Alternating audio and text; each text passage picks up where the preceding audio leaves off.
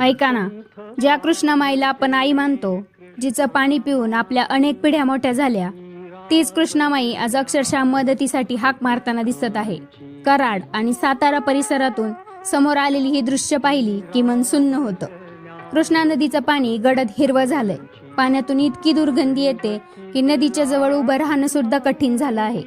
स्थानिक लोकांचं म्हणणं आहे की कारखान्याचं सांडपाणी आणि रासायनिक घटक नदीत मिसळले जात आहेत. त्यातच पाण्यात घातक शेवाळ वाढल्यामुळे परिस्थिती आणखी गंभीर बनली आहे. पण याचा सर्वात मोठा फटका बसतोय तो सामान्य माणसाला. नदीच्या पाण्यावर अवलंबून असलेल्या गावांमध्ये अनेक लोक आजारी पडत आहेत. कुणाला उलट्या, जुलाब तर कुणाला गॅस्ट्रोचा त्रास होत आहे. अनेक कुटुंब चिंतेत आहेत आणि सगळ्यात धक्कादायक गोष्ट म्हणजे हेच पाणी अनेक गावांच्या पिण्याच्या पाण्याचा स्रोत बनला आहे. म्हणजे ज्या पाण्यावर लोकांचा विश्वास आहे त्याच पाण्याबद्दल आता भीती निर्माण झाली आहे.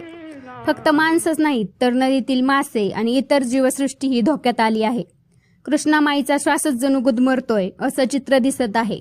प्रशासनाने पाण्याचे नमुने तपासणीसाठी घेतले आहेत आणि लोकांना हे पाणी वापरू नका असा इशाराही दिला आहे.